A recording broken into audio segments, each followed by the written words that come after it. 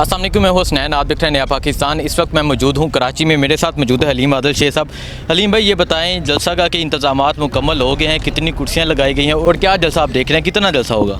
نیا پاکستان کیا پوچھ رہے ہو؟ کرسیاں، جلسہ، اسٹیج گل ود گئی ہے، گل بہت ود گئی ہے، کرسیوں سے آگے نکل گئی ہے۔ یہ دلوں میں جلسہ ہو رہا ہے، ہر گھر میں جلسہ ہو رہا ہے، ہر دل میں جلسہ ہو رہا ہے۔ جلسہ کا تو ایک میزبانی ہے، میں سمجھتا ہوں بر صغیر کی ہسٹری کا سب سے بڑا آج کٹ ہونے جا رہا ہے، چونکہ یہ جلسہ نہیں ہے، یہ احتجاج ہے، ریئیکشن ہے قوم کا۔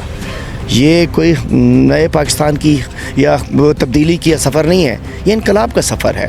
چونکہ ہماری غیرت کو للکارا گیا، ہماری غیرت کو، ہماری آزادی کو بیچا گیا، ختم نبوت کے لیے جس نے آواز اٹھائی اس آواز کو دبایا گیا۔ یہ تو ناموس سے ختم نبوت کا جلسہ ہے، یہ تو اس وطن کی عزت کا جلسہ ہے۔ آج پوری قوم باہر نکل رہی ہے، میں کہتا ہوں سارے ریکارڈ ٹوٹ جان گے۔ اچھا حلیم بھائی، یہ بتائیں، ہم اسلام آباد سے آئے ہیں، ہم نے جب یہ سنا کہ کراچی والوں کو بڑا غصہ ہے کہ مہاجر کبھی غدار نہیں ہو سکتا، تو کراچی والے اس غصے کی وجہ سے باہر نکلیں گے، تو آپ اس کے بارے میں کیا کہتے ہیں؟ کراچی میں ان لوگوں کی اولادیں ہیں، ان کی اولادیں ہیں جنہوں نے اپنی جانیں قربان کی، ان کی اولادیں ہیں جن کی والداؤں نے، جن کے بزرگوں نے، بیٹیوں نے اپنی عزتیں قربان کی۔ آج یہ چند نام نہاد 7-8 لوگ، انہوں نے یہ جو مہاجروں کے غداران وطن، یہ خبیث لوگ جنہیں ہم نفیس سمجھتے تھے، انہوں نے چند ڈالروں کی خاطر اپنے آپ کو بیچ دیا، پاؤنڈز کی خاطر بیچ دیا۔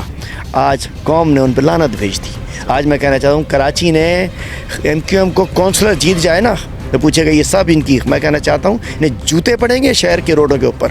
اور ہم ہیں وارث، ہم ہیں جنہوں نے جنگ لڑی تھی۔ میرے آبا و اجداد بھی ہجرت کر کے آئے تھے، ان کے باپ کے نہیں ہے کہ ان کا تھا، انہوں نے تو ہزاروں نوجوان مروا دیے۔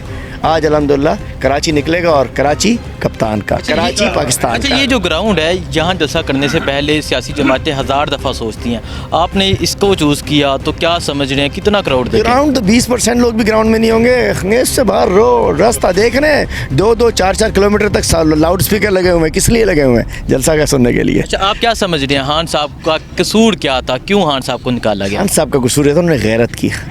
یہ سب بکنے والے بکاؤ مال تھے، خان صاحب نے غیرت کی۔ انہوں نے کہا ہم آزاد قوم ہے، غلام نہیں ہے، ناموس رسالت پہ کوئی تصفیہ قبول نہیں ہے۔